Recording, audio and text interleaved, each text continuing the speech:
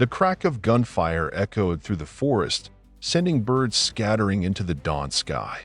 James Carter ducked instinctively, his body remembering what his mind struggled to forget. For a moment, he wasn't in the peaceful woods of northern Michigan, but back in the dust and chaos of Kandahar. His heart hammered against his ribs as sweat beaded on his forehead despite the morning chill. "Not real," he muttered, pressing his palms against his eyes. "Not here." The sound came again, closer this time.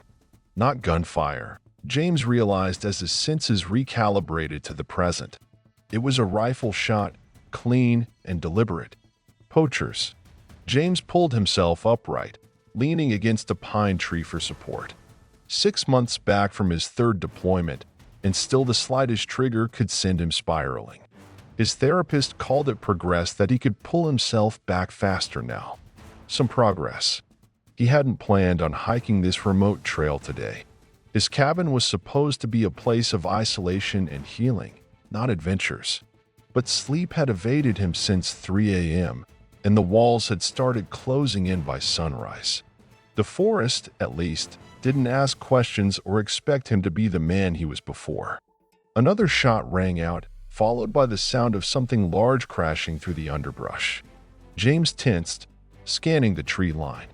A moment later, a doe burst into view, her graceful body moving with desperate speed. Behind her, barely keeping pace on wobbling legs, was a fawn, so young its spots were still vivid against its reddish-brown coat. The doe stumbled suddenly, her front leg buckling. Even from 50 yards away, James could see the dark stain spreading across her shoulder. The fawn bleated in distress, circling its fallen mother as she struggled to rise. Heavy footsteps and male voices grew louder, approaching from the direction the deer had fled. Without thinking, James moved. Years of combat training took over as he slipped silently through the trees, positioning himself between the wounded doe and the approaching hunters. 2 men emerged into the clearing, rifles ready, their faces flushed with excitement that dimmed when they spotted James. "Private property," James called out, his voice carrying the hard edge developed from years of command. It wasn't strictly true. This was state forest land, but they didn't need to know that. "Didn't see no signs," the taller of the 2 men replied, though his eyes shifted nervously. "Now you've been told," James said, "and it's not hunting season for another 3 months." The shorter man spat on the ground. "Mind your business, soldier boy. We saw a wounded doe. Just putting it out of its misery." James felt his jaw tighten. "After you put it in its misery in the first place? Get out of here before I call the DNR." The men exchanged glances, weighing their options. James knew the look, the calculation of whether a confrontation was worth it. He stood taller, shoulders squared, the military bearing never quite leaving him even in civilian clothes. "Whatever," the taller man finally said, lowering his rifle. "Probably tough meat anyway." As they backed away, the shorter one pointed a stubby finger at James. "This ain't over." James watched them retreat, waiting until the sound of their truck engine growled to life and faded into the distance. Only then did he approach the wounded doe, who was still struggling to rise, her eyes wild with fear. "Easy," he murmured, though he knew his presence would only frighten her more. The wound was bad, a clean shot through the shoulder that had miraculously missed vital organs but was bleeding steadily. The doe would likely die from blood loss or infection without intervention. As James assessed the damage, the fawn circled anxiously, making small distress sounds that twisted something deep in his chest. Suddenly, the doe convulsed, her breathing labored. She made one last attempt to stand before collapsing, her dark eyes fixed on her fawn. A final, soft exhale, and she was gone. "Damn it," James whispered, the familiar weight of helplessness settling over him. Another death he couldn't prevent. The fawn approached its mother, nudging her still form with its nose. Bleeding softly. When there was no response, it tried again, more insistently. James watched, frozen, as the tragic scene unfolded. This fawn was too young to survive on its own. Predators, starvation, or exposure would claim it within days. He knew what the responsible thing would do: call wildlife services and let them handle it. But something in the fawn's desperate attempts to wake its mother broke through the walls he'd built around himself since returning home. "I can't save everyone," he said aloud, the words bitter on his tongue. Words his therapist had made him repeat when the nightmares of those he couldn't rescue in combat haunted him. The fawn looked up at him, ears twitching, eyes showing nothing but confusion and fear. James pulled out his phone, ready to make the call, but paused when he saw there was no service this deep in the woods. He'd have to hike back to get reception, leaving the fawn vulnerable. "Okay, little one," he said softly. "Let's get you somewhere safe for now." Moving slowly, he took off his jacket and approached the fawn. It backed away, trembling, but didn't flee, too terrified and confused to leave its mother's side. With careful movements, James managed to wrap the jacket around the small creature, lifting it into his arms. It was surprisingly light, all spindly legs and rapid heartbeat.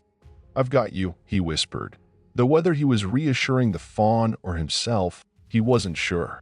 The hike back to his cabin took twice as long with the fawn in his arms. Every few minutes, it would struggle, and James would have to stop, adjusting his hold and murmuring reassurances until it calmed. By the time his cabin came into view, a small, weathered structure nestled among tall pines, sweat soaked his shirt despite the cool morning air. Inside, he cleared a space near the wood stove, laying down old blankets to create a makeshift bed. The fawn trembled violently as he set it down, curling into itself, as darting around the unfamiliar environment. "I know," James said, keeping his voice low and even. "Everything's wrong, but you're safe here." He searched online for what to feed an orphaned fawn, relieved to find he had suitable substitutes until he could get proper supplies. Warming some goat's milk he kept for his coffee, he mixed in a small amount of plain yogurt and filled a bottle he'd repurposed from an empty hot sauce container.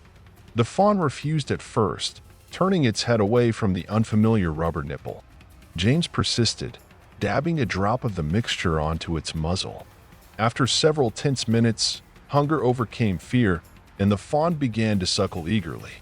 As it fed, James felt something loosen in his chest, a tightness he'd carried for so long he'd forgotten it was there. The simple act of caring for this helpless creature pulled him out of his own head in a way nothing else had since his return. "You need a name," he said, studying the fawn's features. Its eyes were large and liquid brown, with impossibly long lashes. A small white patch shaped vaguely like a star marked its forehead. "Scout," he decided, "because I found you on the trail." After feeding, Scout collapsed into exhausted sleep.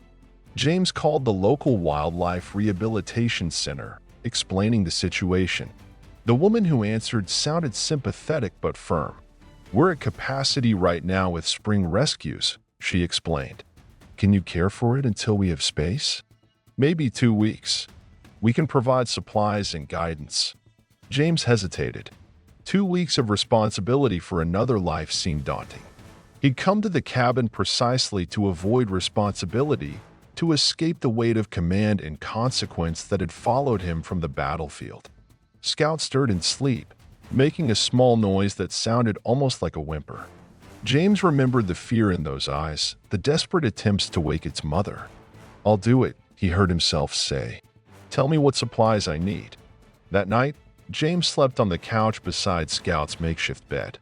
Every few hours, the fawn would wake, bleating softly, and James would rouse himself to offer the bottle.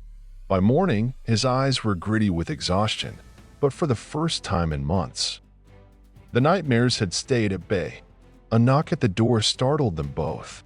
Scout scrambled to his feet, wobbling on still uncertain legs, while James reached instinctively for a weapon that wasn't there. Taking a deep breath, he moved to the window, peering out to see a DNR truck parked in his gravel driveway. A woman in uniform stood on his porch, a cardboard box in her arms.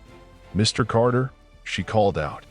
"I'm Officer Riley with the Department of Natural Resources. The Wildlife Center sent me with supplies for your fawn." James opened the door, keeping his body positioned to block Scout from view. Old habits. Officer Riley was younger than he expected, with short brown hair tucked under her regulation cap and sharp, observant eyes that took in the cabin's sparse interior with a glance. "The center said you found it yesterday after poachers killed the mother," she said, holding out the box. "I brought formula, bottles, and some basic care instructions." James accepted the box, stepping back to allow her in. "Thank you. I wasn't expecting delivery service. We try to help when we can," she replied, entering the cabin. "Plus, I wanted to ask about the poachers. We've had reports of illegal hunting in this area for weeks." As if on cue, Scout emerged from behind the couch, drawn by curiosity or perhaps the familiar scent of the wildlife center on the officer's clothes. He tottered forward a few steps before freezing when he spotted the stranger. Officer Riley's professional demeanor softened instantly. She crouched down, making herself smaller, and held out a hand. "Well, hello there, little one." "His name is Scout," James said, surprising himself with the defensive note in his voice. Riley glanced up, a knowing look in her eyes. "You've named him already. That's usually the first sign." "Sign of what?" "That you're getting attached." She straightened up, her expression growing serious. "Mr. Carter, I should warn you, rehabilitation with the goal of release has the best outcomes for fawns. The more human attachment they form, the harder that becomes." James felt an unexpected surge of protectiveness. "I know." The center explained the protocol. "I'm just keeping him alive until they have space." Riley nodded, though her eyes suggested she'd heard similar assurances before. "About those poachers, can you describe them? Or their vehicle?" As James recounted the encounter, Scout cautiously approached, sniffing at the cardboard box. Riley listened intently, jotting notes in a small pad. "Sounds like the Mercer brothers," she said grimly when he finished. "They've been a problem around here for years. Local family, well-connected, which makes enforcement difficult." "They threatened me," James said. Not directly, but the implication was clear. Riley's expression hardened. "That matches their pattern.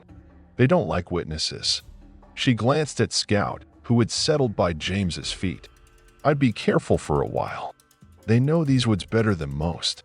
After she left, James unpacked the supplies, reading through the detailed care instructions.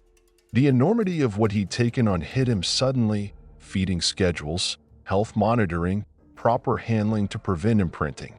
It was overwhelming. Scout butted his head gently against James's leg, looking up with those impossibly innocent eyes. "Just until the center has space," James reminded himself firmly. "Just a couple of weeks."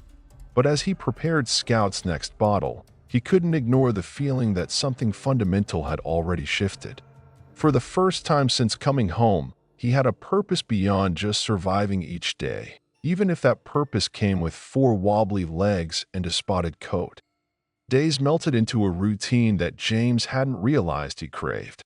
Dawn feedings with Scout, who grew stronger and more coordinated with each passing day. Afternoons spent in the small clearing behind his cabin, where he'd set up a makeshift enclosure using garden fencing, giving Scout safe space to practice his wobbly runs and curious explorations. Evenings by the fire, the fawn curled up beside him as he read aloud from whatever book he'd pulled from his sparse shelf, the sound of his voice seeming to soothe them both. 1 week stretched into 2, and James found himself making excuses when the wildlife center called to say they now had space.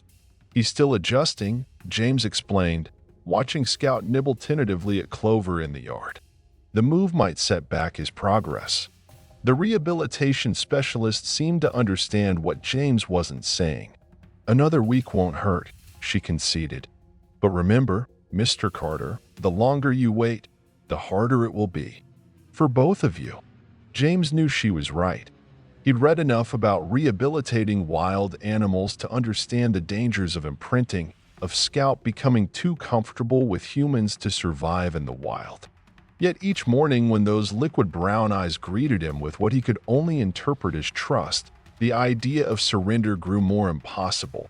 His therapist, Dr. Levine, whom he spoke with weekly over the phone, had a different perspective when James reluctantly mentioned Scout during their session.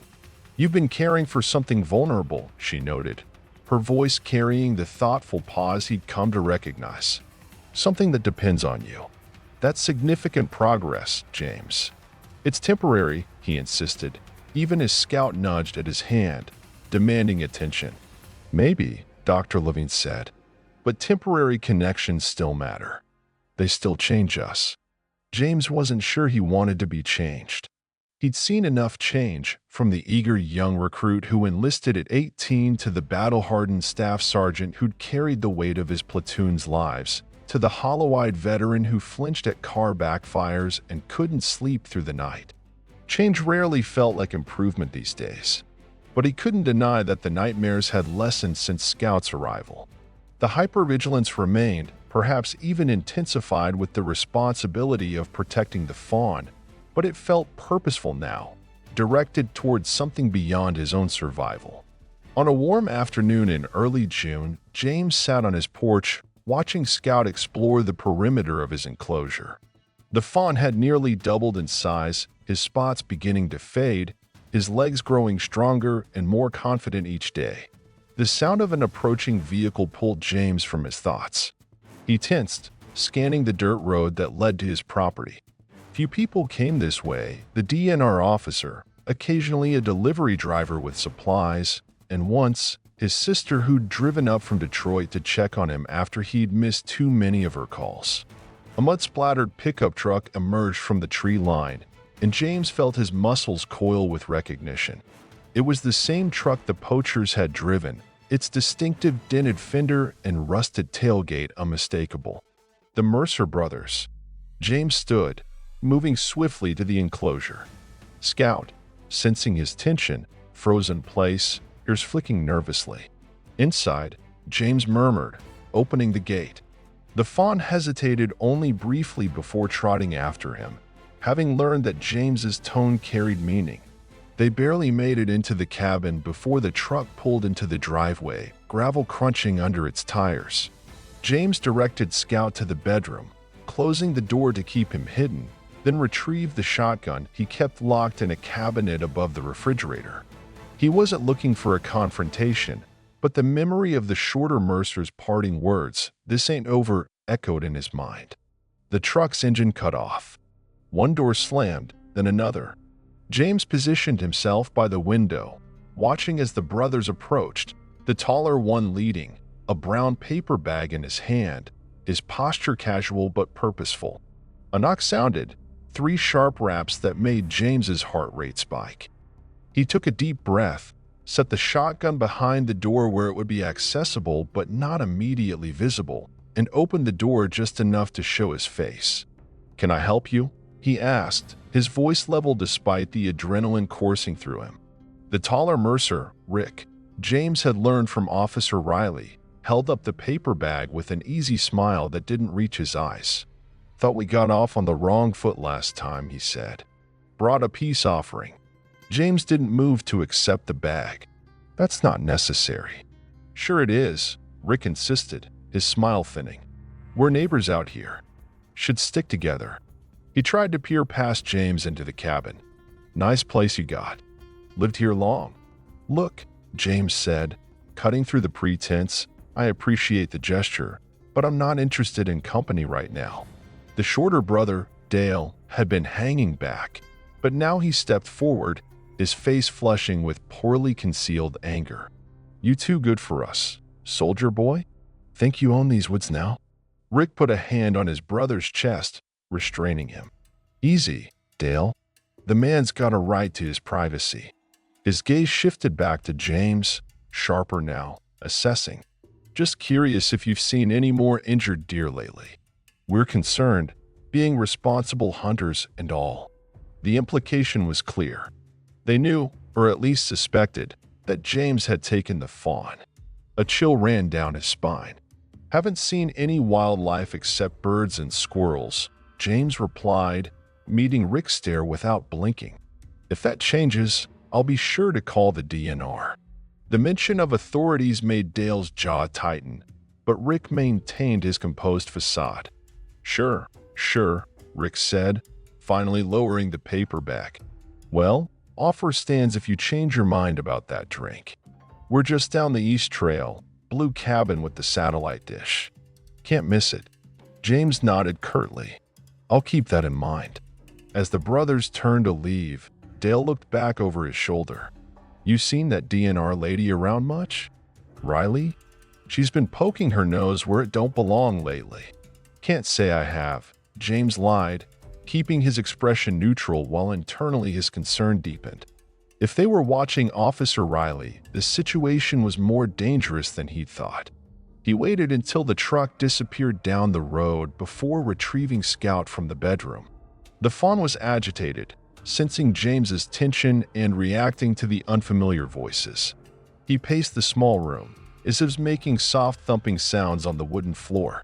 "It's okay," James soothed, kneeling beside Scout and running a hand over his back. "They're gone. But for how long?" James wondered. And what would happen when they inevitably returned? His gaze drifted to the window, to the vast forest beyond that had once seemed like a sanctuary but now felt like exposed territory. The Mercers knew these woods intimately, had grown up hunting in them, according to Officer Riley. James was the outsider here. He reached for his phone, debating whether to call Riley about the visit. Before he could decide, Scout nudged his hand, making a soft noise that sounded almost like a question. "Don't worry," James told him, scratching between the fawn's ears the way he'd learned Scout liked. "I'm not letting anything happen to you." The words, spoken aloud, crystallized his resolve. The familiar sensation of responsibility settled over him, not the crushing weight it had been in combat, but something steadier, clearer, a purpose he'd been missing. That night, James sat on the porch long after darkness fell, the shotgun resting across his knees. Scout lay beside him, having refused to stay inside, seeming to sense James's need for companionship. The moon cast silver light across the clearing, turning the ordinary landscape into something ethereal and strange. James found himself speaking softly to Scout, the way he used to talk to his men during long night watches in Afghanistan.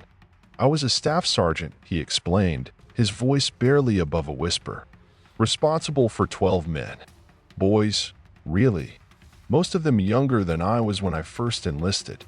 Scout's ears twitched, rotating toward James's voice. "We were clearing a village," he continued, the words coming easier in the darkness, with only Scout to hear them. "Intelligence said it was clear of civilians, just insurgents using it as a base. But intel was wrong."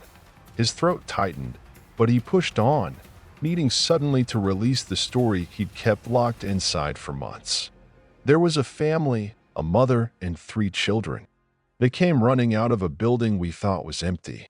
My point man, Rodriguez, he had a split second to decide." James's hand trembled slightly on the shotgun. He hesitated. That hesitation saved that family. But it cost him his life when the actual insurgents opened fire from the next building. Scout shifted, pressing closer against James's leg. "I keep thinking about that moment," James said. "About choices.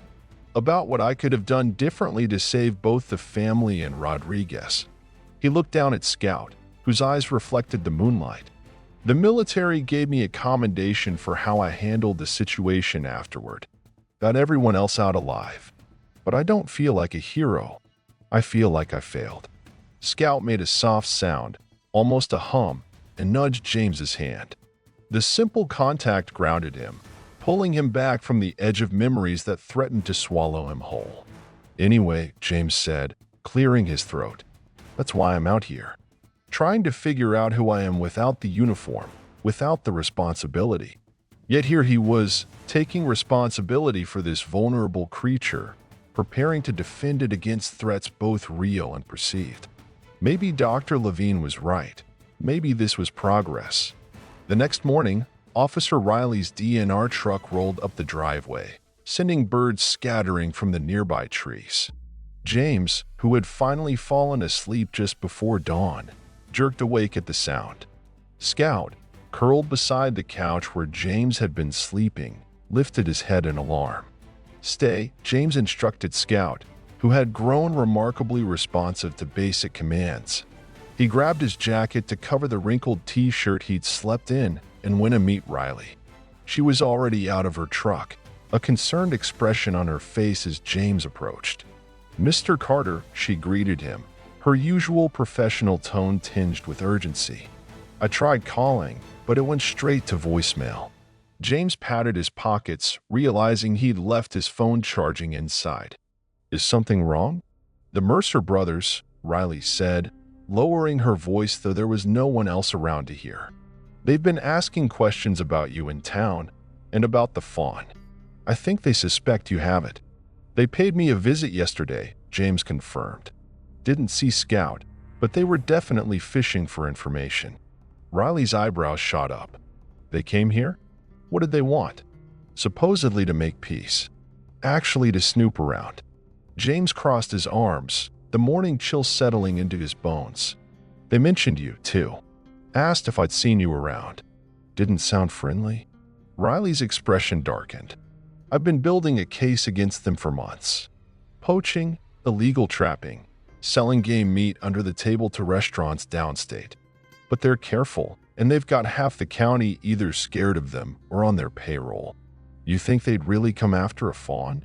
James asked, though he already knew the answer. Men like the Mercers didn't like loose ends or perceived challenges to their authority. "I think they'd come after anything they consider theirs," Riley said grimly. "And in their minds, these woods and everything in them belongs to them." She hesitated, then added, "There's something else.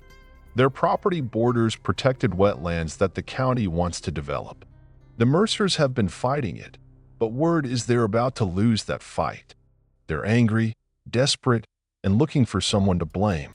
James processed this new information, the tactical part of his brain already calculating risks and contingencies. "What's your recommendation, officer?" "Officially," Riley sighed, "bring the fawn to the wildlife center today. Get it into proper rehabilitation and remove yourself from the equation." "And unofficially?" "Unofficially." She glanced toward the cabin, where Scout had appeared at the window, watching them curiously. "Be careful, Mr. Carter. Very careful."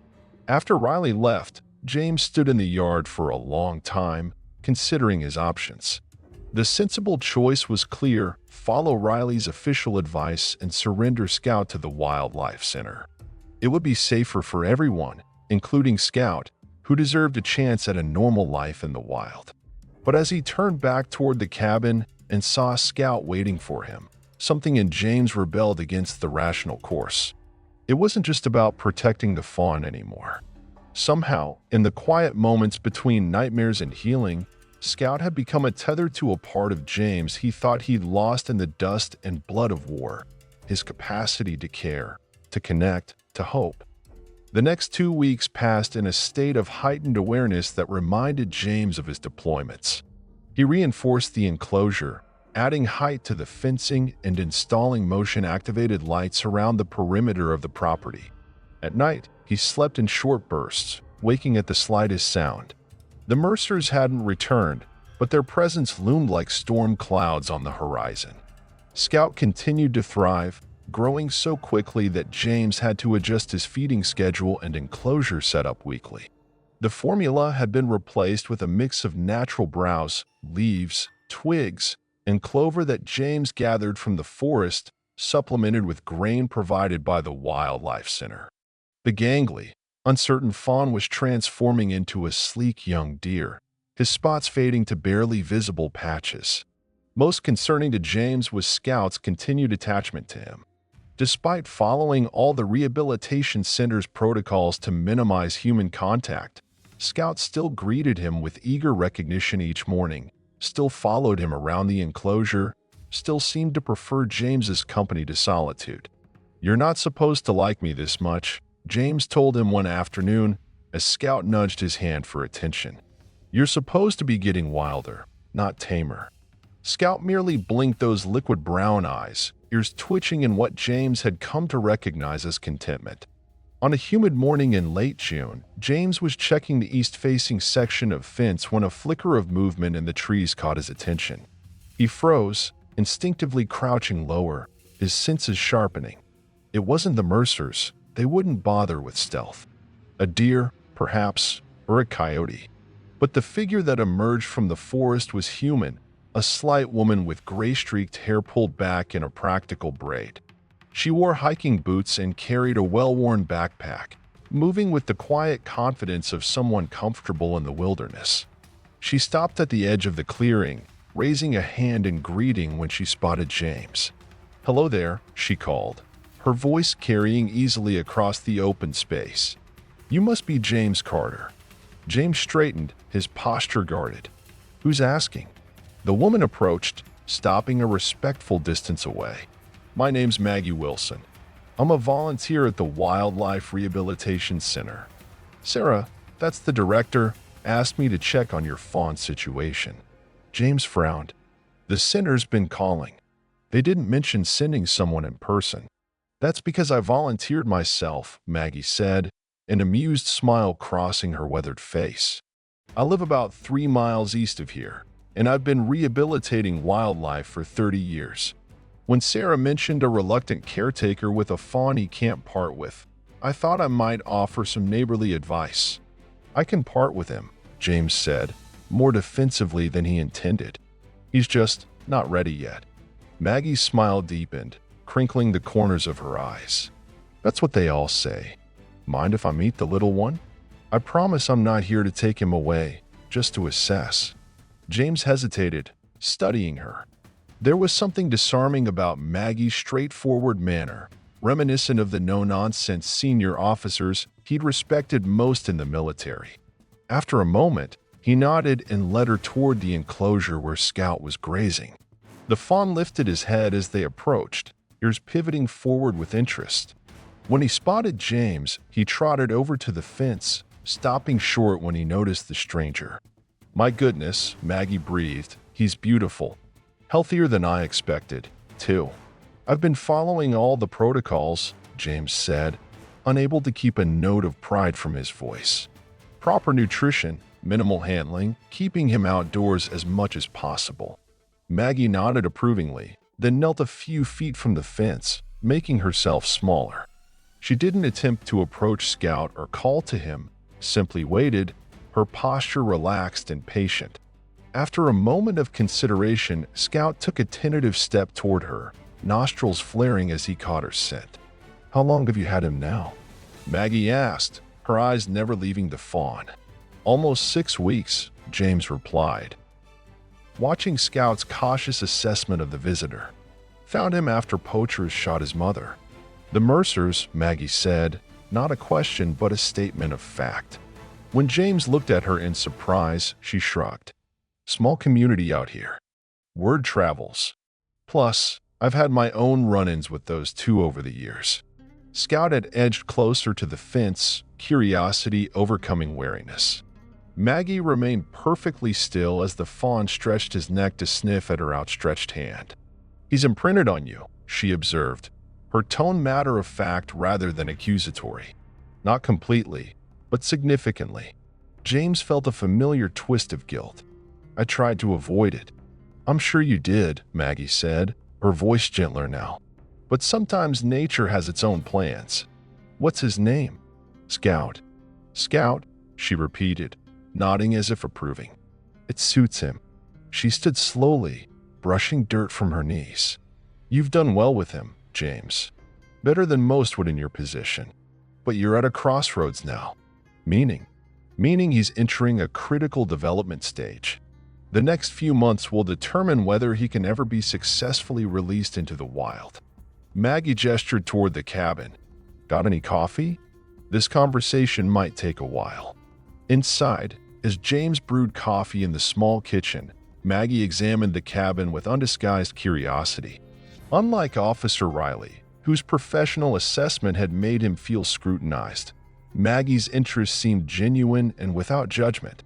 "How long have you been up here?" she asked, studying the sparse furnishings and the few personal items James had brought from his former life, a framed photo of his unit, a worn paperback collection of Hemingway stories, a carved wooden box containing his service medals.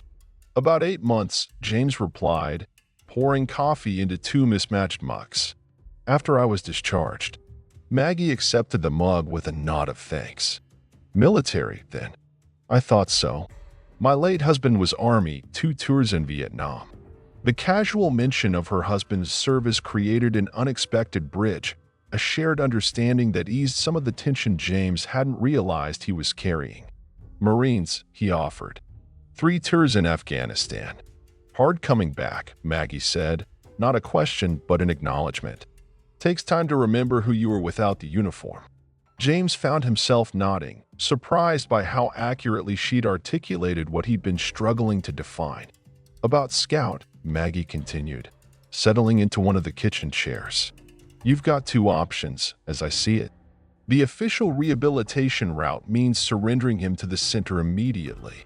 They'll place him with other fawns, minimize human contact, and prepare him for release next spring. And the unofficial route? James asked, though he sensed he already knew. Keep him, Maggie said simply. Except that he may never be fully wild again, that he'll always carry some imprint of human connection. It's not ideal from a wildlife management perspective, but it happens. James frowned. Isn't that illegal? Keeping wildlife as pets? Technically, yes, Maggie admitted. Though there are permits for wildlife rehabilitation and educational purposes. But I'm not suggesting you keep him as a house pet. There's a middle ground. She sipped her coffee, her gaze steady over the rim of the mug. I have 20 acres adjoining state land. It's fenced, not to keep deer in, but to keep poachers and predators out. Over the years, I've rehabilitated dozens of deer, many of whom chose to stay on or near my property even after they could leave. They live wild lives, but with a measure of safety and occasional human interaction. And this is allowed? James asked skeptically. Maggie's smile turned enigmatic. Let's just say the local DNR and I have an understanding. I've been doing this longer than most of them have been in the service, and my success rate with rehabilitated wildlife speaks for itself. She set down her mug. I'm offering you a third option, James. Bring Scout to my sanctuary. You can be involved in his care, his transition, but he'll have the space and the community he needs to develop properly. The offer caught James by surprise. It seemed too perfect, too convenient, a solution that would allow him to keep his promise to Scout without compromising the fawn's future. His natural caution, heightened by years in combat zones, made him hesitate. Why would you do this for me? For us, he asked. Maggie's expression sobered. Because I've seen what animals like Scout can do for people who are hurting. My husband came back from Vietnam angry, broken in ways I couldn't fix. An injured hawk we rehabilitated gave him purpose, connection, when nothing else could reach him. Her eyes, kind but direct, met James's. And because those Mercer boys need someone to stand up to them. They've been terrorizing wildlife and decent folks in these parts for too long. The mention of the Mercers reminded James of the larger threat looming over him and Scout. They came by a few weeks ago, he said, acting friendly, but making it clear they suspected I had the fawn. They won't be so friendly next time, Maggie warned. They've got a particular hatred for what they call do-gooders interfering with their poaching. Moving Scout to my place would be safer for both of you. James glanced out the window toward the enclosure, where Scout had returned to grazing, seemingly unbothered by the serious conversation determining his fate. I need to think about it, he said finally. Of course, Maggie agreed, standing. No rush, but don't think too long. Scout's getting bigger every day, and so are the decisions that need to be made about his future.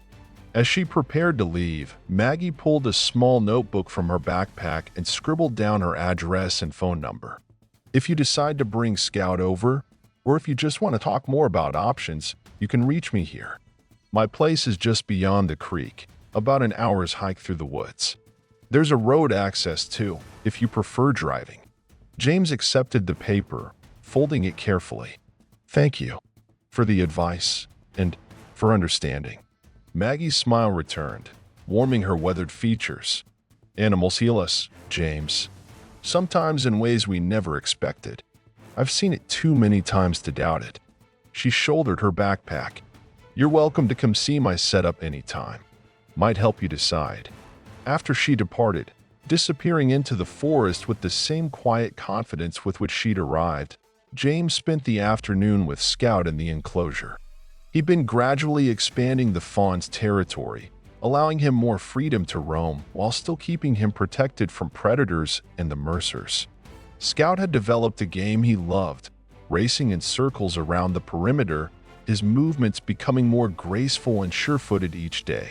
James sat in the center of the enclosure, watching his Scout carve his joyful path through the grass, occasionally leaping over imaginary obstacles with a flick of his tail. "What should we do, buddy?" James asked aloud, though he knew Scout couldn't possibly understand the complexity of their situation. Yet the fawn paused in his play, ears rotating toward James's voice, before trotting over to nudge at his hand. That evening, as clouds gathered on the horizon promising summer rain, James called Dr. Levine for their weekly session. "I've been offered a compromise," he explained, after telling her about Maggie's visit. A way to help Scout transition to a more natural life without completely letting him go. "And how do you feel about that?" Dr. Levine asked, her voice slightly distorted by the spotty cell reception.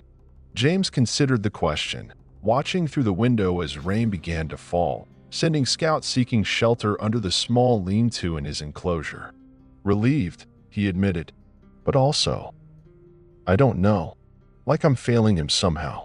Like I should be stronger about doing what's best for him, even if it hurts." "James," Dr. Levine said gently, "you've spent years putting others' needs before your own, your unit, your country. Maybe this isn't about failing Scout. Maybe it's about finally allowing yourself something that brings you joy and healing, while still ensuring his well-being." Her words lingered with him long after they'd ended the call. As night fell and the storm intensified, James made up his mind. Tomorrow, he would visit Maggie's sanctuary and see for himself what kind of future it might offer for Scout, and perhaps for himself as well. But the decision wouldn't be that simple. Just after midnight, James jolted awake to the sound of Scout's distress call, a high, sharp bleat that cut through the drumming rain. He grabbed his shotgun and flashlight, rushing outside in his t-shirt and sweatpants, heedless of the downpour. The beam of his flashlight cut through the darkness, illuminating the enclosure where Scout stood frozen in terror, eyes reflecting the light in an eerie glow. James swept the light around the perimeter, searching for the threat, a predator perhaps, a coyote, or even a bear drawn by Scout's scent. Instead, the beam caught on something metallic, a wire snare set just outside the fence, positioned where an animal might try to push through. Nearby, partially concealed in the underbrush, was a second trap, this one with vicious metal teeth designed to clamp down on whatever stepped into it. Poachers' traps. The Mercers. Rage bloomed hot in James's chest, but he forced it down, focusing instead on Scout, who continued to make distress sounds, trembling violently. "It's okay," James called to him, approaching the fence. "I see them. They won't hurt you." He entered the enclosure, moving slowly to avoid frightening Scout further. The young deer backed away at first, still agitated. But as James continued to speak in low, soothing tones, Scout gradually calmed enough to let him approach. "Good boy," James murmured, running a hand over Scout's damp coat, feeling the rapid pulse beneath his fingers. "You're okay. You're safe." Once Scout had settled, James methodically checked the entire perimeter, finding 3 more traps strategically placed around the enclosure. They weren't set randomly. Someone had observed Scout's habits, noting where he spent time near the fence, where he might be vulnerable. The calculated cruelty of it made James's hands shake as he carefully disarmed each trap. This wasn't just about poaching anymore. This was targeted intimidation, a message meant specifically for him. By the time he finished securing the area, the rain had stopped and the first hints of dawn were lightening the eastern sky. Scout had finally relaxed enough to return to grazing, though he stayed closer to James than usual, as if seeking reassurance. James returned to the cabin and called Officer Riley, leaving a detailed message about the traps. Then, after a moment's hesitation, he dialed the number Maggie had given him. She answered on the second ring, her voice alert despite the early hour. "James? Everything okay?" "The Mercers set traps around Scout's enclosure last night," he said without preamble. "He's fine, but you were right about them not staying friendly."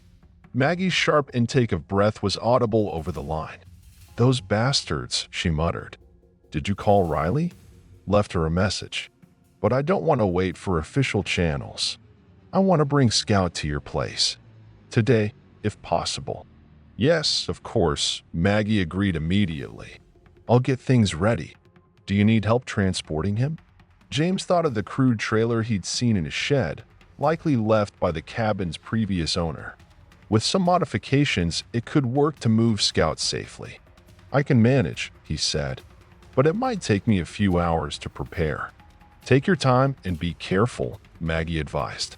"If they're watching your place, they might try to interfere." After hanging up, James set to work with renewed purpose, converting the trailer into a transport suitable for a deer. As he worked, he found himself constantly checking on Scout, reassuring himself that the fawn was still safe, still unharmed by the Mercer's malice. By mid-morning, everything was ready. The real challenge would be getting Scout into the trailer. Despite their bond, the young deer had never been confined to such a small space and would likely resist. James stood for a moment, gazing at Scout, who watched him curiously from the enclosure, unaware of the journey ahead or the danger he'd narrowly avoided. Whatever happened next, one thing was certain: the stakes had risen, and the Mercers had made it personal. This was no longer just about saving a fawn. It was about standing his ground, about refusing to be intimidated or controlled by fear. Just like in combat, retreat was sometimes the most strategic move. But James knew this wasn't a retreat. It was a redeployment, a tactical decision to protect what mattered most while preparing for the larger battle to come. Getting Scout into the trailer proved even more challenging than James had anticipated. Despite their bond, the young deer's instincts rebelled against the confined space, leaving James sweating and frustrated after 3 failed attempts. "Come on, buddy," he coaxed, holding the lead rope attached to the makeshift halter he'd fashioned from soft nylon straps. "It's for your own good." Scout planted his hooves firmly, refusing to budge, his eyes wide with apprehension as he stared at the dark interior of the trailer. James had padded it with fresh hay and secured plywood panels to the sides for safety, but to Scout, it still represented the unknown, and wild animals survived by avoiding the unknown. James stepped back, running a hand through his hair as he reconsidered his approach. Force wouldn't work. Scout was too strong now, too capable of injuring himself if he panicked. James needed to use trust, not coercion. An idea struck him.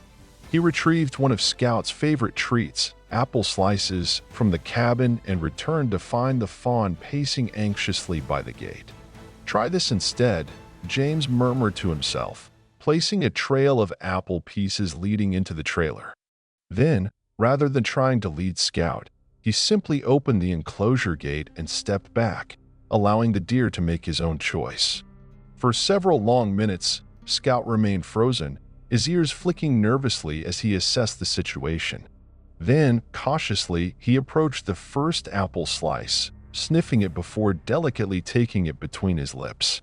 James held his breath as Scout followed the trail, hesitating at the trailer's ramp. "It's okay," James said softly. "I'm right here." As if understanding, Scout raised his head, meeting James's gaze. Then, with deliberate steps, he walked up the ramp and into the trailer, lowering his head to collect the remaining treats. Before he could reconsider, James closed the gate behind him, securing it with a latch. Scout's head shot up, alarm crossing his features as he realized he was confined. He stamped a hoof, making a distressed sound that tore at James's heart. "Just for a little while," James promised, reaching through the slats to stroke Scout's neck. "We're going somewhere safe." After hitching the trailer to his truck, James made one final sweep of the cabin, gathering any evidence of Scout's presence, the special formula, the brush he used to groom the fawn's coat, the notebook where he'd recorded Scout's progress. He wasn't sure why he felt the need to erase these traces, perhaps to deny the Mercers the satisfaction of knowing they'd driven him away, or perhaps to protect the fragile connection he'd formed with Scout from outside scrutiny. He was just loading the last box into the truck when the sound of an approaching vehicle made him tense. Instinctively, he reached for the shotgun propped against the cabin wall. The DNR truck that emerged from the tree line was a welcome sight. Officer Riley pulled up beside his loaded vehicle, her expression shifting from professional neutrality to concern as she took in the scene. "Going somewhere?" she asked, stepping out of her truck. Maggie Wilson offered Scout sanctuary at her place, James explained, relaxing his grip on the shotgun. "After finding those traps last night, I decided to take her up on it." Riley nodded, her gaze drifting to the trailer where Scout stood quietly now, having settled somewhat during the preparations. "I got your message. Found your disarmed traps and cataloged them as evidence." Her mouth tightened. Classic Mercer work. They've been using the same design for years. "Will it be enough to charge them?" James asked, already knowing the answer. Riley sighed, shaking her head. "Not without catching them in the act or getting a confession. And they're too careful for the first and too smart for the second." She hesitated, then added, "But I think they're getting desperate." The county approved the wetlands development project yesterday. Construction starts next month. James processed this information, understanding its implications. The Mercers were losing their fight against the county, making them more volatile, more unpredictable. "All the more reason to get Scout somewhere safer," he said, securing the last of his supplies in the truck bed. "Maggie's place is a good option," Riley agreed. "She's been rehabilitating wildlife for decades. Knows what she's doing, even if her methods are a bit unorthodox by official standards." "You don't mind?" James asked, surprised by her apparent approval of what was, technically, a violation of wildlife regulations. Riley's expression softened slightly. "My job is protecting the natural resources of this state, including its wildlife. Sometimes that means following the book to the letter. Other times—" She glanced at Scout. "Other times it means recognizing when alternative approaches might be better for everyone involved." She straightened, her professional demeanor returning. "I'll follow you to Maggie's. Make sure you get there safely." James nodded, grateful for the unexpected alliance. "I appreciate that." The drive to Maggie's sanctuary took nearly 40 minutes, following winding back roads that cut through dense forest. James checked his rearview mirror frequently, watching both for Riley's truck behind him and any sign of the Mercers. The journey was tense but uneventful, Scout remaining surprisingly calm in the trailer despite the unfamiliar motion. Maggie's property appeared suddenly, a clearing in the forest marked by a simple wooden sign reading Second Chance Wildlife Sanctuary. The gravel driveway led to a sprawling, single-story house with a wide porch and multiple outbuildings scattered across the property. Beyond them stretched several large enclosures, some wooded, others more open, all surrounded by high fencing. Maggie emerged from the house as they pulled up, wiping her hands on a towel. Her smile was warm but tinged with concern, her eyes darting to the trailer where Scout waited. "You made it," she said, as James stepped out of the truck. "Any trouble along the way?"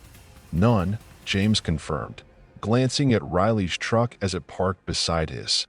Officer Riley provided an escort. Maggie nodded to Riley with familiar respect. "Sarah, good to see you." "Maggie," Riley replied with similar familiarity. "Seems you've added another to your collection." Maggie's eyes twinkled with good humor. "Just providing a safe transition space. Nothing official." "Of course," Riley agreed, the ghost of a smile crossing her face. "I'll just help Mr. Carter unload, then be on my way." James approached the trailer, speaking softly to Scout before opening the gate. The young deer had tensed again at the new surroundings, his nostrils flaring as he took in unfamiliar scents. When James offered the lead rope, Scout pressed against the far wall of the trailer, refusing to move. "He's scared," James said, feeling a renewed surge of protectiveness. Maybe this was a mistake. "Give him time," Maggie advised, staying back to avoid adding to Scout's stress. "Let him adjust at his own pace." James climbed carefully into the trailer, moving slowly to avoid startling Scout further. The deer's eyes were wide, his breathing rapid, but he allowed James to approach and stroke his neck. "Hey, buddy," James murmured, the familiar greeting seeming to ease some of Scout's tension. "It's okay. No one's going to hurt you here." Gradually, Scout relaxed enough to follow James out of the trailer and onto the unfamiliar ground of Maggie's sanctuary. The deer stayed close, occasionally pressing against James's leg as he had as a fawn, seeking reassurance. Maggie led them toward one of the smaller enclosures, about half an acre of mixed woodland and open meadow, surrounded by 8-foot fencing. "This will be Scout's transitional space," she explained. "It's isolated enough that he won't be overwhelmed by the other deer right away, but he can see and smell them from here." Through the trees, James could glimpse movement in a larger adjacent enclosure, the graceful forms of several deer grazing peacefully. Some were clearly fully grown, while others appeared to be yearlings, not much older than Scout. "You have quite a few," James observed. "7 currently in residence," Maggie confirmed. 5 whitetails, including 2 who were born here, plus 2 mule deer that a rancher found orphaned last spring. She watched as Scout tentatively explored the edge of his new enclosure, still staying within a few yards of James. Each has their own story, their own journey back to wildness, or as close to it as they can manage. Officer Riley, who had been helping unload James's supplies, approached with an expression of reluctant departure. "I need to get back to the station," she said. "File a report on those traps." "Of course," James replied. "Thank you for the escort." Riley hesitated, then added in a lower voice, "Be careful, Mr. Carter. The Mercers won't take kindly to you moving the fawn. They're the type to hold grudges." "I'm not afraid of them," James said, more from pride than truth. Riley's expression remained serious. "Maybe you should be. They know these woods better than anyone, and they don't play by any rules." After Riley left, Maggie showed James to a small cabin at the edge of her property, a guest house she kept for volunteers and visiting researchers. "You're welcome to stay as long as you need," she offered. "Might be safer than returning to your place right away, given the circumstances." James hadn't considered that option, hadn't thought beyond getting Scout to safety. But the idea of returning to his empty cabin, knowing the Mercers were watching and waiting, held little appeal. "Maybe just tonight," he agreed. "I'll need to go back eventually. I don't want them thinking they've driven me away permanently." The next few hours were spent helping Scout settle into his new environment. James remained in the enclosure, sitting quietly as the young deer cautiously explored, never straying too far from the familiar human presence that represented safety. Maggie brought supplies, fresh water, mineral blocks, and some of the specialized feed Scout had been eating, but otherwise left them alone, understanding the importance of this transition for both deer and man. As dusk approached, painting the sanctuary in hues of gold and amber, James knew it was time to leave Scout for the night. This would be their first separation since he'd found the trembling fawn by its mother's body, and the prospect filled him with an unexpected anxiety. "I'll be back in the morning," he promised, kneeling to stroke Scout's neck one last time. The deer nuzzled his hand, seeming to sense the impending separation.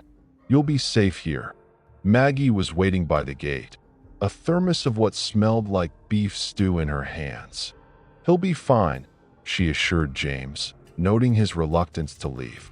"They're more resilient than we give them credit for." "I know," James said, though the tightness in his chest suggested otherwise. I've been with him every day." "It's the right first step," Maggie said gently. "For both of you." They walked back to the main house together, the summer evening warm around them. Maggie's home was exactly what James might have expected.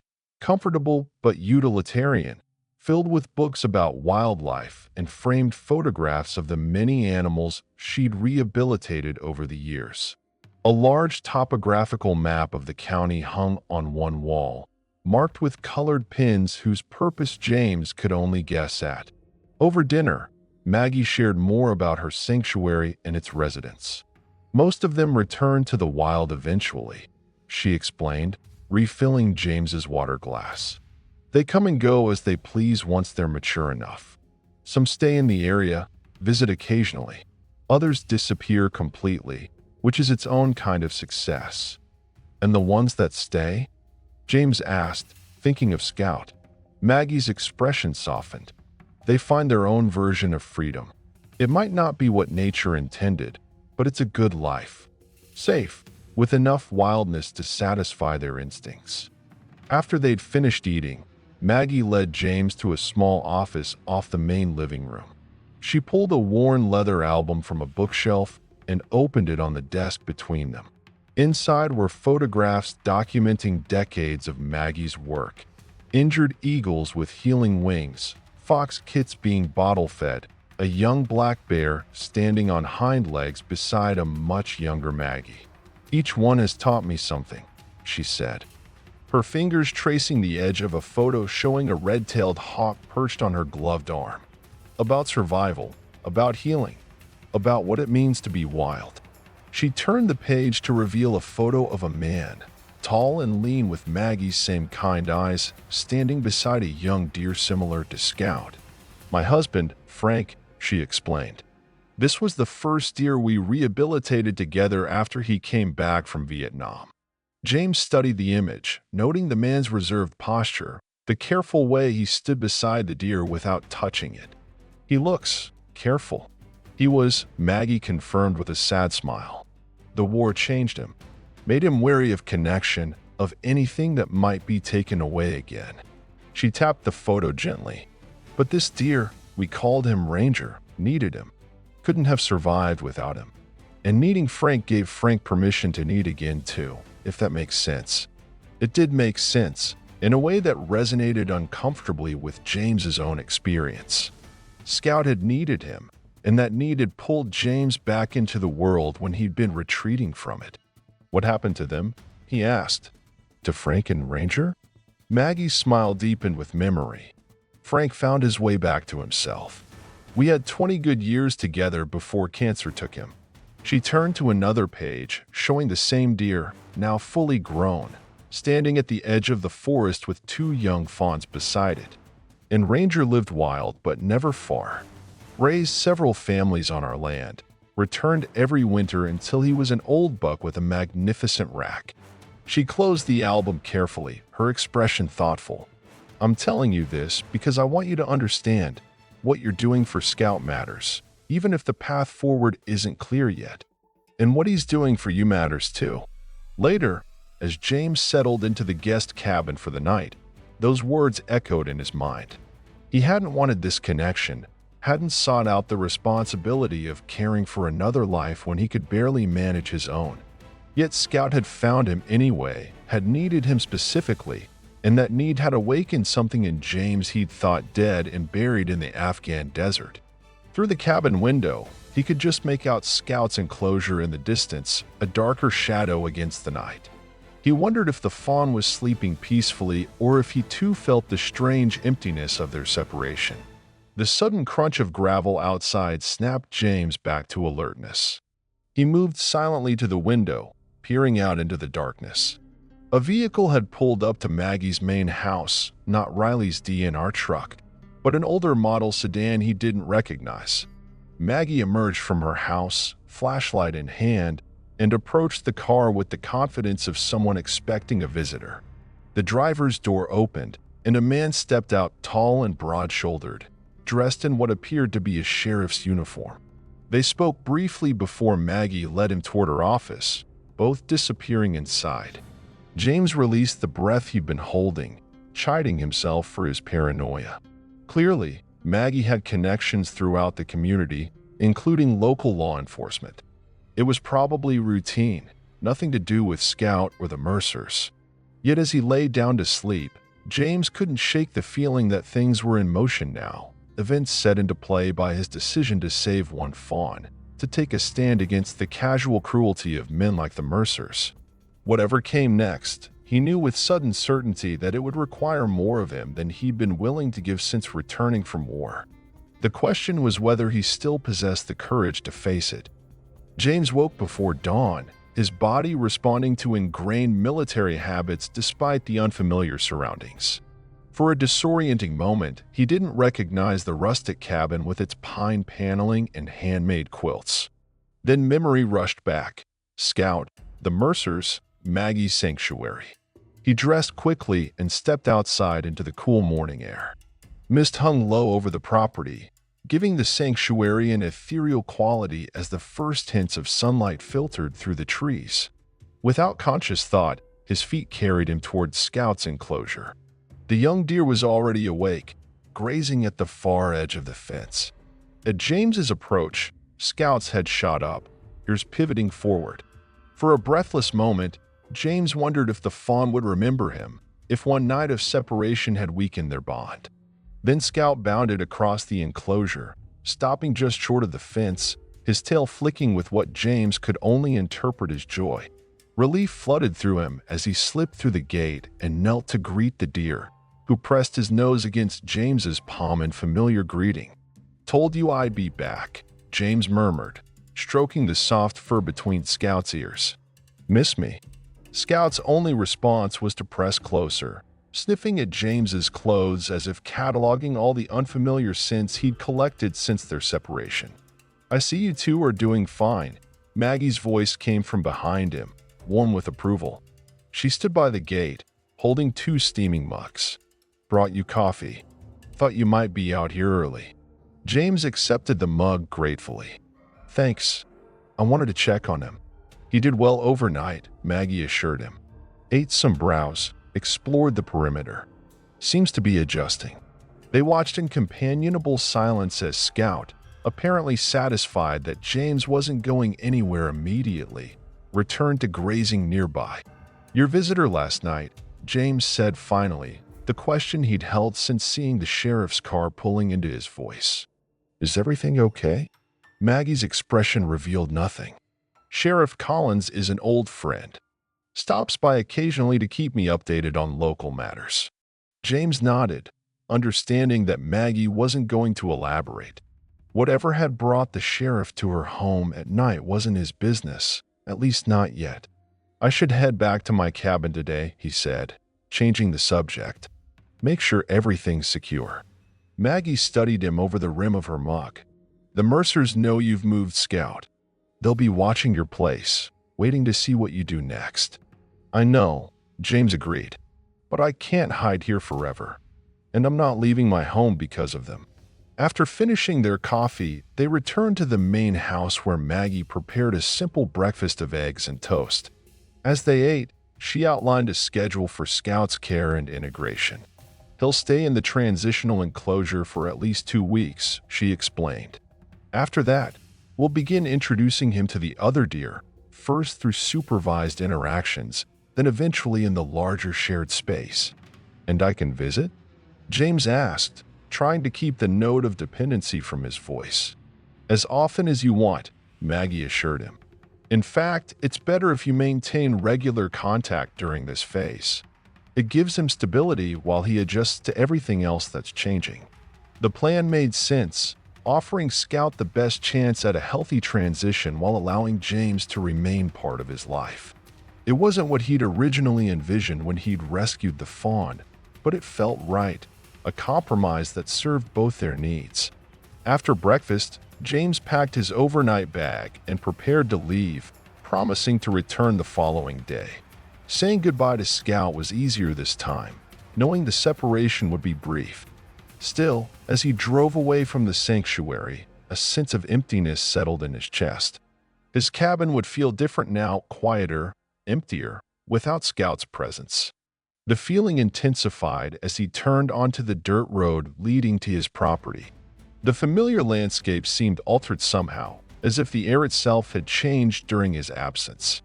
James slowed the truck, scanning the tree line and underbrush with renewed vigilance. Nothing appeared out of place, yet the prickling sensation at the back of his neck, the one that had saved his life more than once in Afghanistan, told him something was wrong. He parked in his usual spot and sat for a moment, listening. The normal forest sounds continued uninterrupted, birds calling, leaves rustling in the light breeze. But underneath was a subtle tension, like the atmosphere before a storm. James stepped out of the truck, senses heightened, and approached the cabin with the same caution he'd use entering an unsecured building in hostile territory. The door was locked as he'd left it, no signs of forced entry. Inside, everything appeared normal, his sparse belongings undisturbed, the silence typical of his solitary dwelling. Yet the feeling of wrongness persisted. He moved methodically through the small space, checking each room, looking for anything out of place. It wasn't until he reached the kitchen that he found it. A small envelope on the table, placed precisely in the center where it couldn't be missed. His name was scrawled across the front in blocky handwriting. James stared at it, his mouth suddenly dry. He hadn't left it there, which meant someone had been inside his cabin while he was gone. Someone with a key or the skills to pick a lock without leaving evidence. Carefully, using the edge of his sleeve to avoid contaminating potential evidence, he opened the envelope. Inside was a single sheet of paper with 5 words written in the same heavy hand. "We know where it is." The message was clear. The Mercers had found Scout's new location. Whether they'd followed him to Maggie's or discovered it through other means didn't matter. What mattered was that they were escalating, moving from intimidation to direct threats. James's first impulse was to call Maggie, to warn her, but he hesitated. If the Mercers were watching his cabin, they'd see him make the call. Better to drive back immediately, to explain in person. He pocketed the note and was turning to leave when the sound of tires on gravel reached him from outside. Moving to the window, he saw a now familiar pickup truck pulling into his driveway. The Mercers' vehicle, with both brothers visible in the cab. This wasn't a covert visit. They wanted him to know they were coming. James weighed his options. He could try to leave through the back, avoid a confrontation, but running felt too much like conceding defeat. He could call Officer Riley, but by the time she arrived, whatever the Mercers intended would be over. No, this was a situation he would have to handle himself. The shotgun still stood by the door where he'd left it yesterday. James checked it quickly, confirming it was loaded, then propped it within easy reach. He wasn't planning to use it, but its presence might discourage the brothers from any rash actions. The truck door slammed outside, followed by the sound of boots on his porch. A heavy knock rattled the door. "We know you're in there, Carter," Rick Mercer called, his voice carrying easily through the thin door. "Just want to talk." James took a deep breath, centering himself. "Door's open," he called back, positioning himself where he could reach the shotgun if necessary. The door swung open, and the Mercer brothers stepped inside. Rick first, his expression carefully neutral, followed by Dale, whose barely contained anger was visible in the tightness around his eyes and the flush creeping up his neck. "Nice place," Rick commented, his gaze sweeping the cabin's interior before settling on James. "Cozy. What do you want?" James asked, making no effort to mask his hostility. Rick spread his hands in a gesture of innocence. "Like I said, just to talk. Seems there's been a misunderstanding between us." "No misunderstanding," James replied. "You set illegal traps around my property. That's pretty clear communication." Dale stepped forward, but Rick placed a restraining hand on his arm. "That's actually what we came to discuss," Rick said, his tone reasonable. "Those traps weren't meant for you or your pet. They were placed directly around Scout's enclosure," James countered. "Hard to interpret that any other way." Scout. Rick raised an eyebrow. That what you named it? Cute. But it's not a pet, Carter. It's wildlife. Property of the state, technically. Why are you here? James asked again, patience wearing thin. Rick's facade of friendliness slipped slightly. We're here because you took something that wasn't yours to take. That fawn, where you found it, that's our hunting ground. Has been for generations. It's state forest land, James corrected. And you were poaching out of season. Dale snorted. Says the man keeping deer in his backyard. The fawn is at a licensed wildlife rehabilitation facility now, James said, the lie coming easily. Where it should have been from the start. I fixed my mistake. Now why don't you fix yours and stop harassing me? Rick studied him for a long moment. That facility wouldn't happen to be Maggie Wilson's place, would it? James kept his expression neutral, though internally he cursed. They didn't know exactly where Scout was. That's correct. Rick nodded slowly. Thought so. That woman's been a thorn in our side for years. Thinks she owns the forest and everything in it. Sounds like a complaint you have in common, James observed dryly. Rick's smile didn't reach his eyes. Here's the thing, Carter. We've got a problem that goes beyond one little deer. The county's approved a development project that's going to put 200 homes and a strip mall right in the middle of our hunting grounds. I heard, James said, unsure where this was headed. What does that have to do with me or Scout? That project breaks ground next month unless someone stops it, Rick continued, ignoring James's question. And to stop it, we need leverage. Evidence that the land is ecologically significant, home to protected species that would make development legally complicated. Understanding dawned slowly. And Scout would be part of this evidence? Dale broke in, impatience clear in his voice. A rare albino deer would be perfect. Protected status, media appeal. Environmentalists would go nuts trying to save its habitat. James frowned. Scout isn't an albino. He could be, Rick said meaningfully. With the right documentation, the right witnesses. Maggie Wilson's credibility in the wildlife community would make it even more convincing. The audacity of their scheme left James momentarily speechless. They wanted to use Scout as part of a fake environmental protest, manipulating wildlife protection laws for their own purposes. You're talking about fraud, he said finally. Rick shrugged. I'm talking about protecting our heritage. That land's been Mercer hunting ground since my great-grandfather settled here.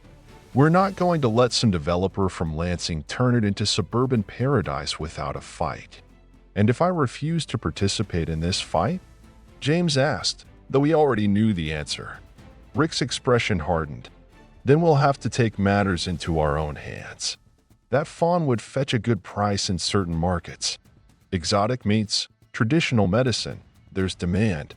He held James's gaze, the threat unmistakable. One way or another, that deer is going to serve a purpose. Your choice which one? Anger surged through James, hot and clarifying. His hand drifted toward the shotgun.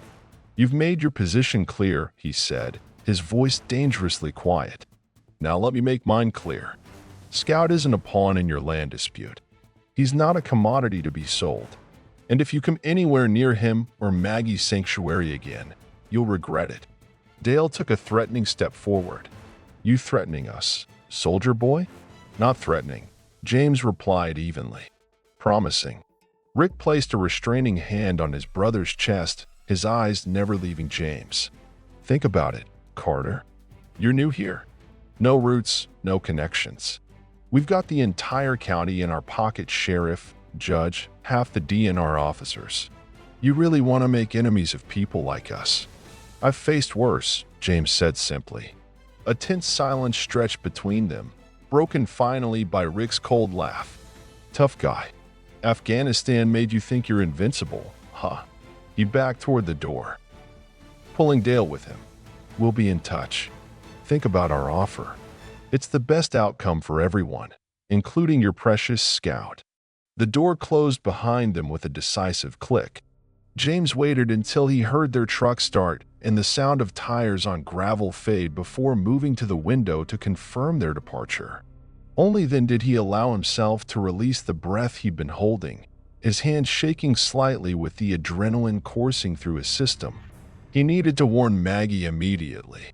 The Mercers' threat wasn't idle. They clearly had the means and the motivation to follow through. And if they were desperate enough to propose this scheme to a virtual stranger, there was no telling what they might do if thwarted. James grabbed his phone and keys, then hesitated. What if they were watching, waiting to follow him back to the sanctuary? He couldn't risk leading them there again, not when they'd made their intentions so clear. Instead, he called Officer Riley, explaining the Mercers' visit and their threats in terse, precise language. "I'll send a patrol car to Maggie's right away," Riley promised, her voice tight with concern. "And another to your location. Don't confront them again, James. These men are unpredictable."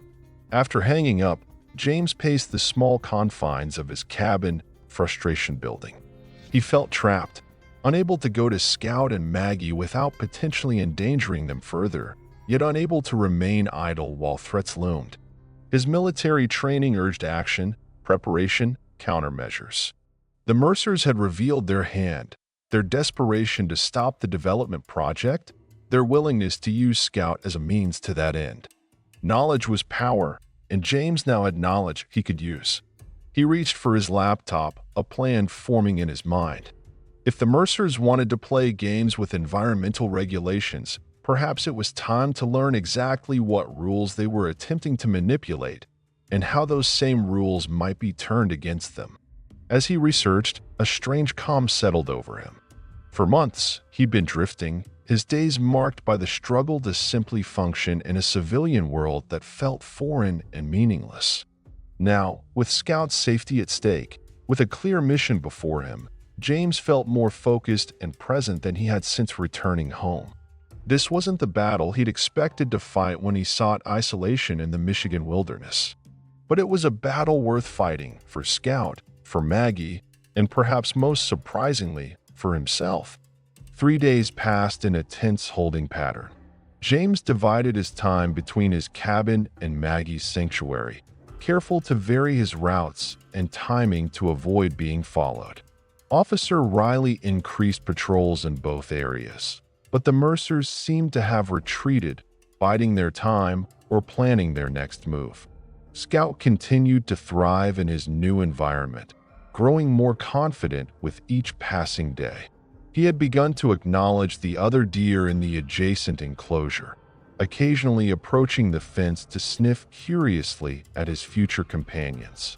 Though he still greeted James with unmistakable recognition and affection during visits, the young deer was gradually developing a healthy independence. "He's ready for the next step," Maggie announced on the 4th morning, as she and James watched Scout grazing peacefully. Time to introduce him to the herd.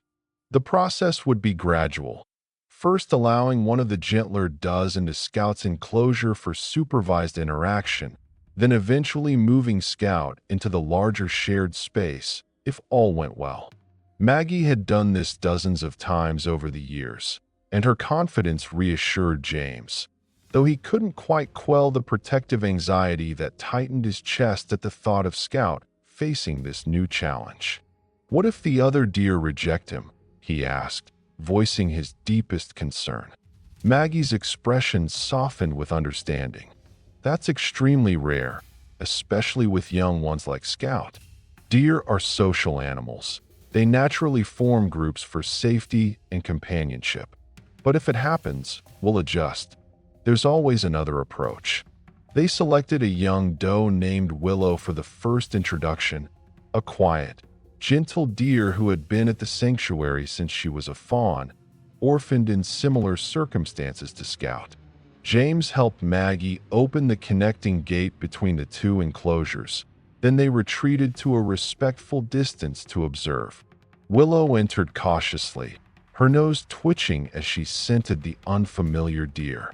Scout froze at the edge of the clearing, his posture rigid with uncertainty. For several tense minutes, the two deer remained motionless, assessing each other across the space. "This is normal," Maggie whispered, noting James's concern. They're establishing boundaries, getting comfortable with each other's presence. Finally, Willow lowered her head and took a tentative step forward. Scout remained still, his ears flicking nervously as the doe approached. When she was just a few feet away, he took a single step back, then held his ground. Willow extended her neck, offering her scent. After a moment's hesitation, Scout responded in kind, their noses almost touching in delicate greeting. James released the breath he hadn't realized he was holding. Beside him, Maggie smiled. "Perfect," she murmured. "Couldn't ask for a better first meeting." Over the next hour, the two deer gradually relaxed in each other's presence, moving from cautious assessment to browsing side by side, occasionally exchanging gentle nudges that seemed almost playful. Scout still glanced toward James periodically, as if checking for reassurance, but his focus was increasingly on his new companion. James felt a complicated mix of emotions watching this interaction: pride in Scout's adaptability, joy at seeing him connect with one of his own kind, and an unexpected twinge of something like loss. Each step Scout took toward a normal deer's life was a step away from his dependence on James. "It's always bittersweet," Maggie said quietly, seeming to read his thoughts. "Watching them become what they're meant to be." "I want him to be wild," James said, surprised by the thickness in his voice. "I do. It's okay to miss him even while he's right in front of you," Maggie assured him. "That's part of love, wanting what's best for them, even when it means they need you less." James nodded, unable to articulate the emotion swelling in his chest. It wasn't just Scout's growing independence that affected him. It was the realization of how much the fawn had changed him, pulled him back from the isolated existence he'd been retreating into before their paths crossed. "Will you come back to the house for lunch?" Maggie asked after they'd watched the deer interact for another half hour. "I think these two will be fine on their own for a while." James hesitated, then nodded. "Sure." They seemed comfortable together. As they walked back toward the main house, James's phone buzzed with a text from Officer Riley. "Need to talk. News about the Mercers. Meet at station at 3 p.m. "Everything okay?" Maggie asked, noting his frown. "Not sure," James replied, showing her the message. "But I should go." The DNR station was a modest building on the outskirts of town, constructed of weathered timber and stone that helped it blend into the natural surroundings. James arrived precisely at 3, parking his truck beside Riley's familiar vehicle. Inside, Officer Riley was waiting at her desk, a folder open before her and a concerned expression on her face. She gestured for James to take the seat opposite her. "Thanks for coming," she said, her usual professional demeanor tinged with an urgency that put James on alert. "We've got a situation developing with the Mercers." "What kind of situation?" Riley pushed a document across the desk. "A formal complaint filed with the County Wildlife Management Office. They're claiming Maggie Wilson is illegally holding protected wildlife without proper permits. They've demanded an official inspection of her property." James scanned the complaint, noting the precise details about Scout and his current location. "How did they get this information?" "That's what concerns me," Riley admitted. "Some of these details aren't public knowledge. The specifics about Scout's injuries, treatment protocols. It suggests either surveillance or an inside source." "Is there any legal basis to their complaint?" James asked, thinking of Maggie's comment about her understanding with the local DNR. Riley's expression turned grim. "Technically, yes. Maggie operates in a gray area. She has basic rehabilitation permits, but not the extensive documentation required for a full sanctuary. Most officials look the other way because her work is valuable and her success rate with rehabilitation is exceptional. But if someone wanted to cause trouble," she let the implication hang in the air. "And the Mercers want to cause trouble," James concluded. "What happens next?" The complaint triggers a mandatory inspection. I've managed to ensure I'll be part of the team conducting it, but I can't stop it entirely. Riley leaned forward, lowering her voice though they were alone in the office. James, if the inspection goes badly, they could shut down Maggie's operation and confiscate the animals, including Scout.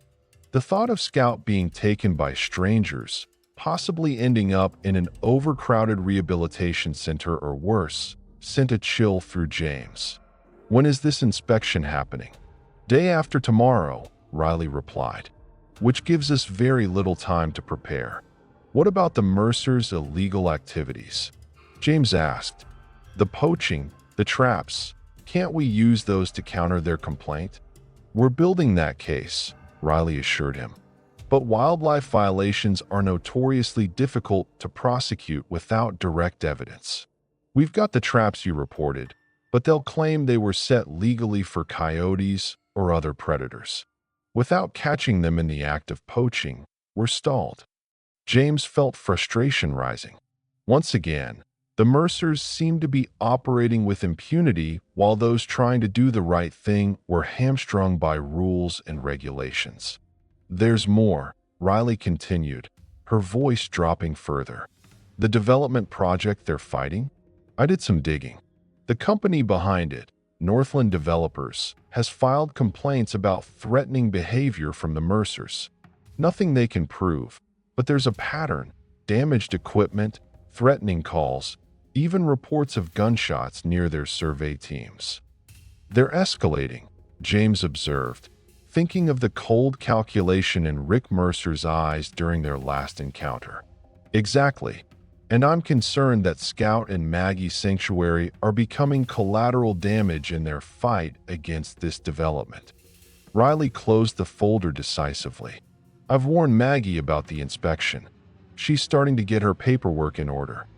But realistically, there will be compliance issues. The sanctuary isn't up to official standards in several areas. What can I do? James asked, the familiar sensation of purpose crystallizing within him. Riley considered him for a moment, either during the inspection. Your military background and status as Scout's initial rescuer lends credibility. And she hesitated, then added, keep your eyes open. I can't shake the feeling that the Mercers have something else planned. When James returned to the sanctuary that evening, he found Maggie in her office, surrounded by stacks of papers and looking more frazzled than he'd seen her. Scout and Willow had been separated again for the night, but their interaction had gone well enough that Maggie planned to continue the gradual introduction process. Riley told you about the inspection? James asked, setting down the coffee he'd brought her from town. Maggie nodded, pushing her reading glasses up into her gray hair. 20 years without major incident, and now this. The timing isn't coincidental.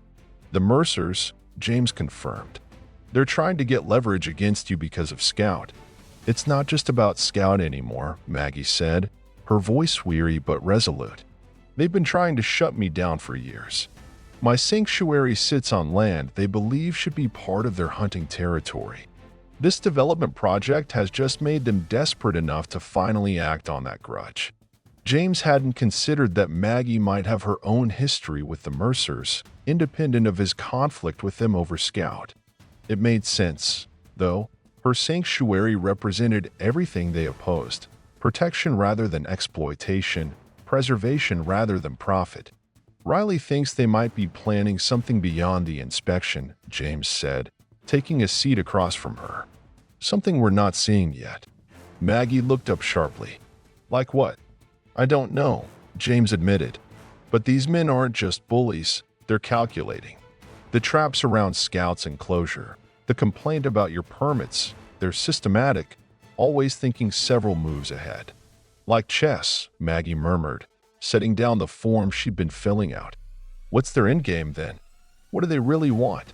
James thought back to Rick Mercer's proposition in his cabin, using Scout as a fake endangered species to block the development. Initially, they wanted to use Scout in a scheme to stop the development project. When I refused, they threatened to sell him on the black market. And now, Maggie pressed.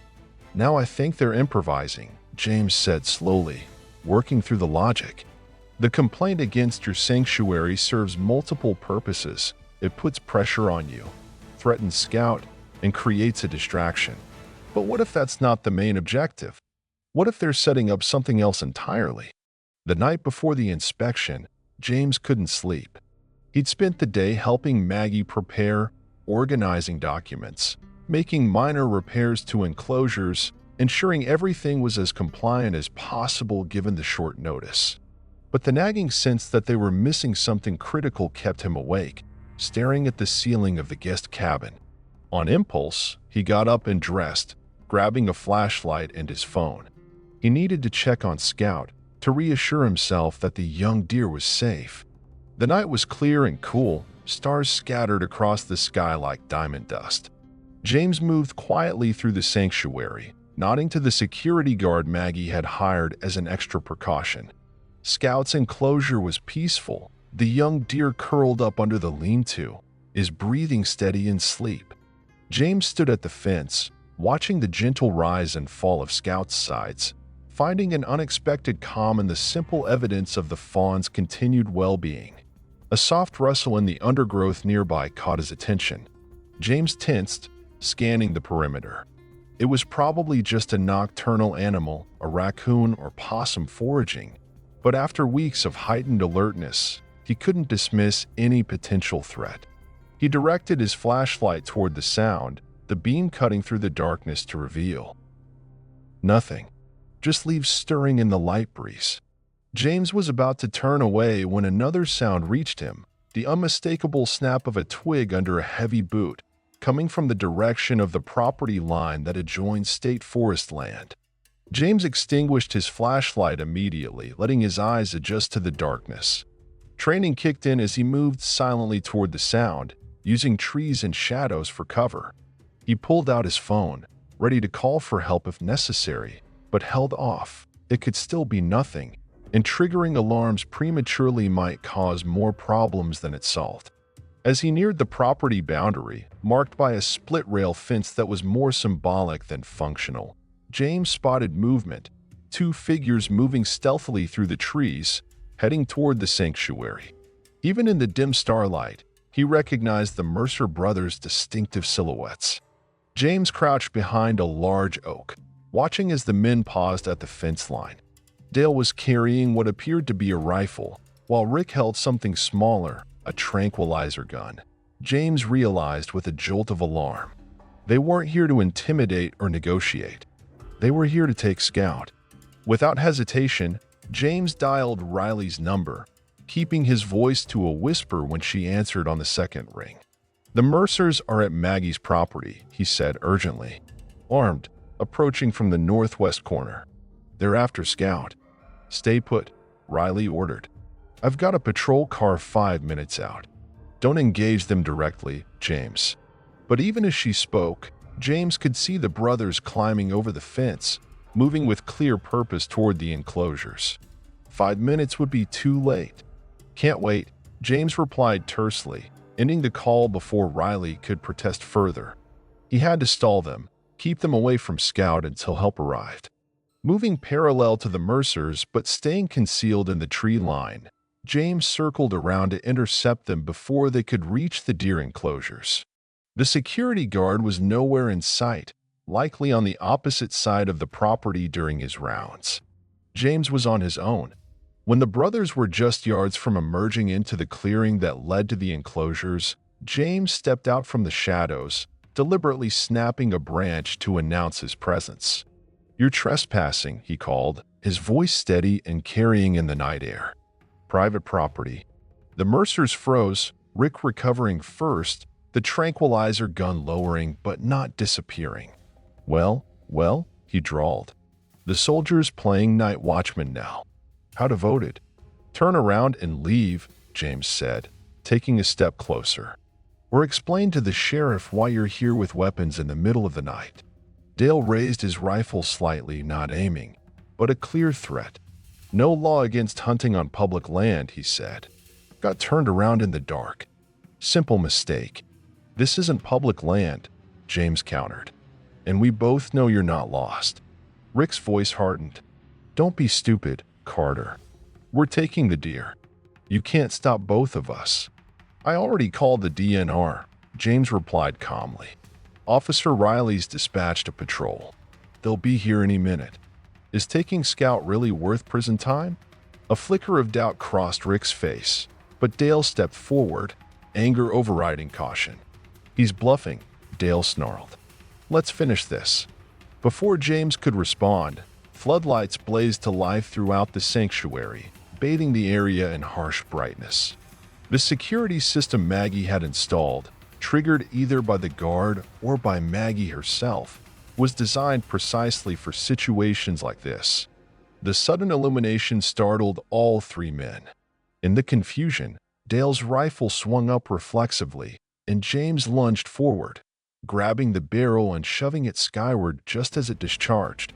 The shot echoed through the night, sending birds scattering from nearby trees and animals in the enclosures stirring with alarm. James used the momentum to wrest the rifle from Dale's grip, tossing it aside as he delivered a precise strike to the man's solar plexus. Dale doubled over, gasping, as James turned to face Rick, who was raising the tranquilizer gun. Before either man could act, the sanctuary erupted into chaos. Maggie appeared from the direction of the main house, shotgun in hand. The security guard came running from the opposite direction, flashlight beam bobbing as he shouted into a radio.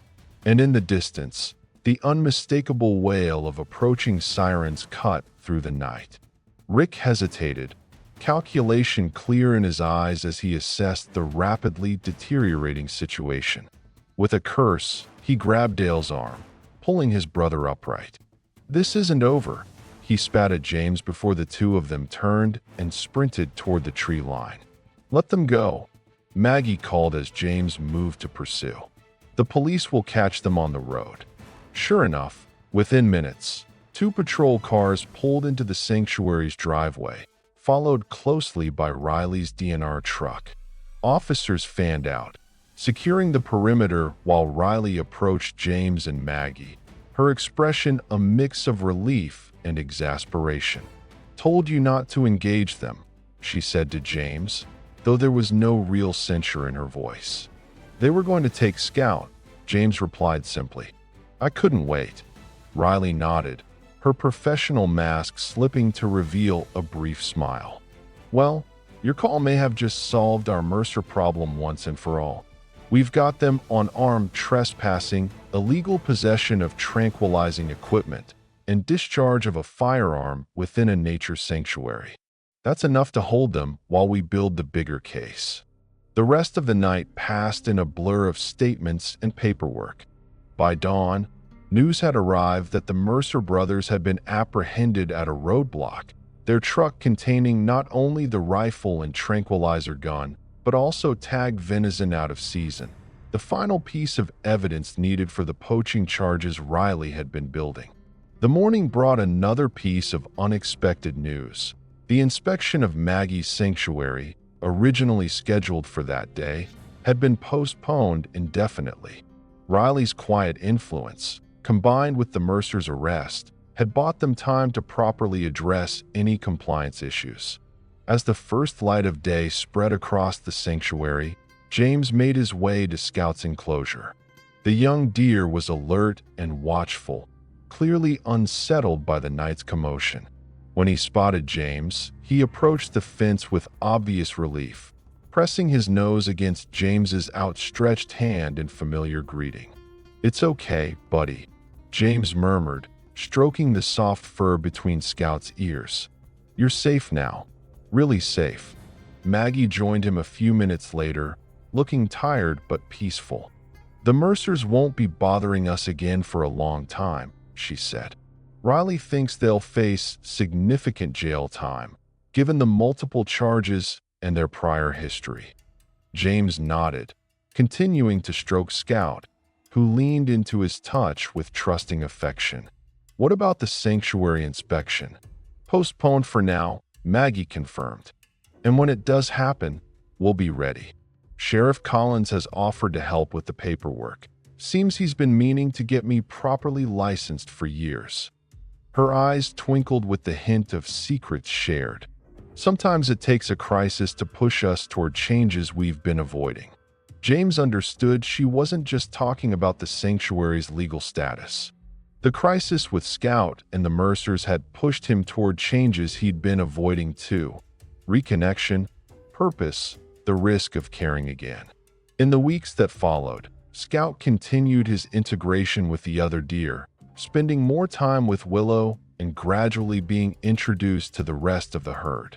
The young deer thrived in this new community, growing stronger and more confident each day.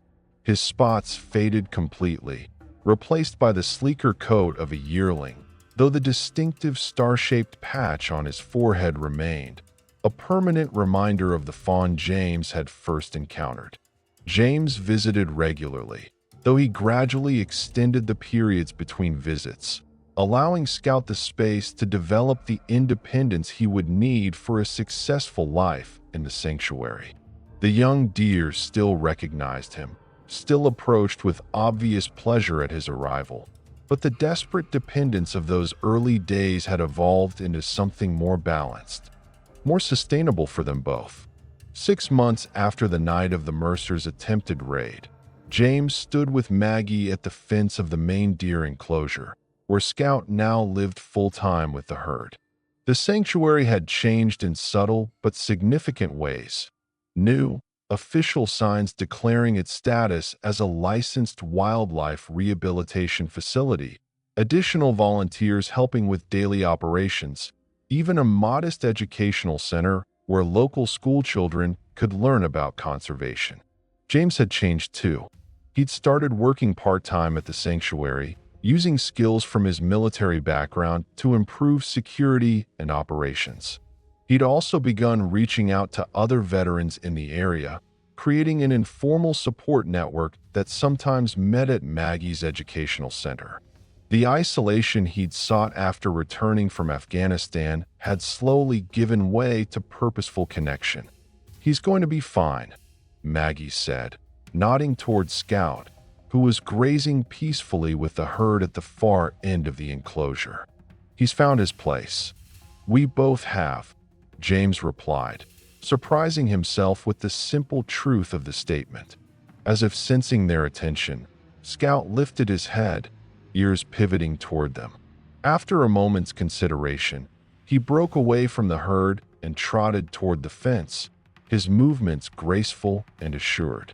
He stopped a few feet away, regarding them with the same liquid brown eyes that had once looked up at James with such desperate trust. "Hey, buddy," James said softly, extending his hand palm up in the greeting Scout had known since he was a trembling fawn. Scout stepped forward, pressing his nose briefly against James's palm in a gesture that bridged their two worlds. Not quite wild, not quite tame, but perfectly, completely Scout. In that moment, standing between the man who had saved him and the herd that had welcomed him, Scout embodied everything his journey had been about: survival, recovery, the slow healing that comes from finding where you truly belong. And as James watched the young deer return to his herd, moving with the confident grace he'd fought so hard to protect, he felt the last pieces of his own healing fall into place. The war had taken much from him, but this quiet corner of Michigan had given something back: purpose, connection, and the profound realization that sometimes saving another life is the key to saving your own. And